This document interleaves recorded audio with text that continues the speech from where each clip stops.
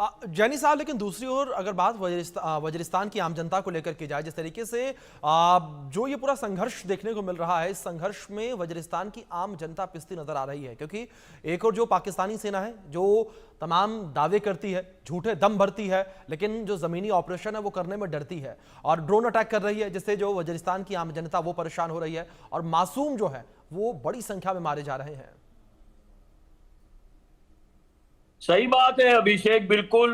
देखिए, जनता का तो बुरा हाल है। आप तो वजीरिस्तान की बात कर रहे हैं, वो तो बहुत बड़ी बात है, लेकिन यही बात पीओके में है, यही बात गिलगिट बाल्टिस्तान में है, यही बात खैबर पख्तूनख्वा में है और यही बात सिंध में है।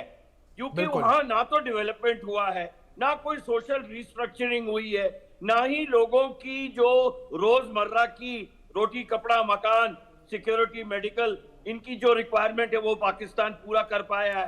पाकिस्तान तो भीख का कटोरा लेके दुनिया में वो उसमें जो कटोरे में डाल देते हैं, वो पैसा आके उनकी फौज और उनके डीप स्टेट अपना इस्तेमाल कर लेते हैं। तो कोई भी पैसा इनके पास में नहीं है। इनकी आर्थिक स्थिति देख लो, इनकी जीडीपी देख लो, इनका डेवलपमेंट लेवल देख लो, इनका मैन्युफैक्चरिंग देख लो कि ये अपने स्टेट को सस्टेन कैसे करेंगे। इनका डेट टू जीडीपी रेशियो देख लीजिए आप। ये तो अगर वर्ल्ड बैंक इनको 1.2 बिलियन डॉलर अभी एड नहीं देता सिंदूर के टाइम में, तो आप अंदाजा लगा सकते हैं कि स्टेट का क्या हाल होगा। So it is Pakistan is a failed state and they have failed in managing their associate brother states like Sindh and Baluchistan and Khyber Pakhtunkhwa POK। वहां इलेक्शन ही नहीं हुए आज तक, वहां कोई गवर्नेंस नहीं है, कोई स्कूलिंग नहीं है, कोई वहां पे डेवलपमेंट नहीं है। तो जिस जनता की आप बात कर रहे हो वो जनता तो एक दिन भड़केगी ही। अभी तो ये हाल है कि जनता नहीं भड़की है और टीटीपी और तालिबान और बलूच ही इनको मार रहे हैं।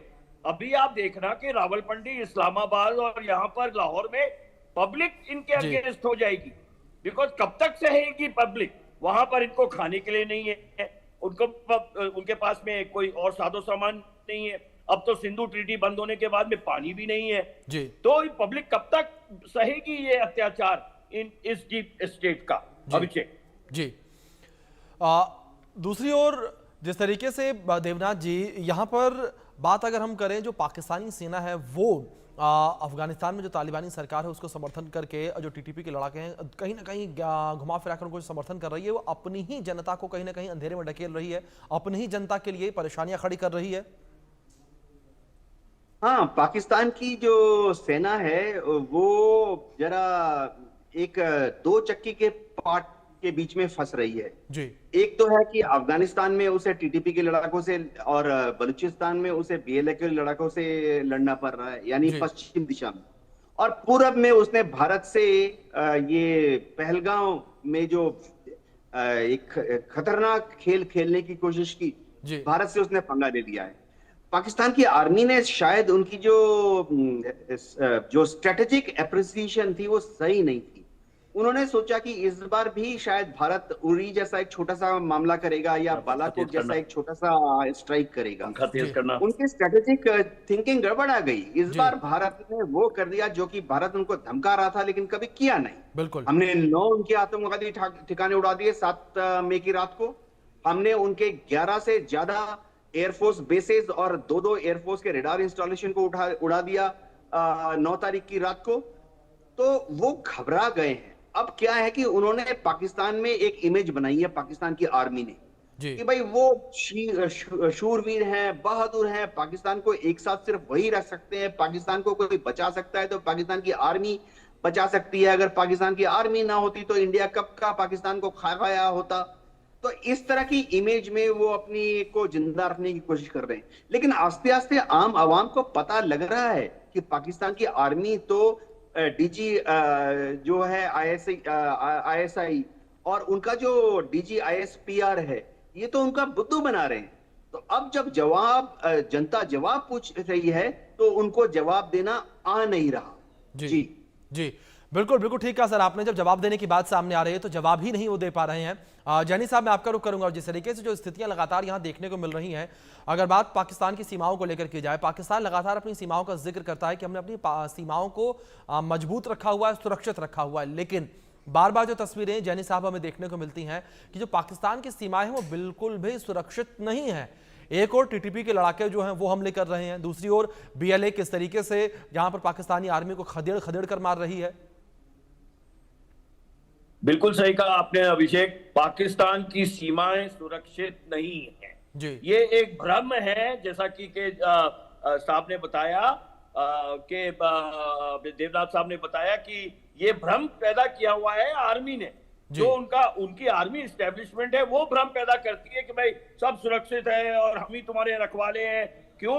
क्योंकि इसी वजह से यही उनका वजूद है, यही उनकी सबसिस्टेंस लेवल है। अदरवाइज अगर वो असलियत को सामने आने दे तो आर्मी को वहां टिकने कौन देगा।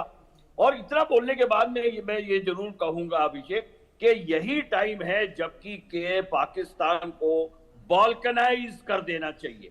बॉल्कनाइज का मतलब ये है कि जैसा उसको 71 में तोड़ के ईस्ट पाकिस्तान को तोड़ के बांग्लादेश बनाया था, वैसे ही independent Balochistan, independent Sindh, independent PoK, Khyber Pakhtunkhwa, Gilgit Baltistan, जो कि वाकई एक्चुअली पीओके का हिस्सा है, उन्होंने चाइनीज को दे दिया था पाकिस्तान को ऑक्यूपाई करने के बाद में।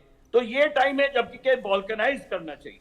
हमने लाल किले पे उनको आश्वासन दिया था बलूचियों को, हमारे प्रधानमंत्री जी ने, कि हम बलूच आपके साथ में खड़े हैं। और तो अब समय आ गया है जबकि के हम उनको आर्थिक स्थिति से, मॉरल स्थिति से, हथियारों से, जो भी तरीके हैं उनको मदद करें ताकि के बलूचिस्तान वो छुप छुप के ना लड़े। जैसे देवनाथ साहब बता रहे थे कि वो बैटल ऑफ रिट्रीट लड़ते हैं, वो हट जाते हैं और फिर जब ये लोग अपना कंट्रोलमेंट जाते हैं तो फिर निकल के आ जाते हैं। ऐसा ना हो और बलूचियों को हम और तगड़ा करें, सिंधियों को और तगड़ा करें, खैबर पख्तूनवा में टीटीपी को तगड़ा करें, तभी जाके ये पाकिस्तान वाले जो हैं ये कुछ बाज आएंगे। इनका छोटा सा स्टेट एक पंजाब रह जाएगा जो कि नॉन सस्टेनेबल होगा। आखिर एक टाइम था जबकि के यूगोस्लाविया था, there is no Yugoslavia, there was a place called Serbia, there is no place called Serbia. USSR था, Union of Soviet Socialist Republic, there is no USSR now, there is just one Russia.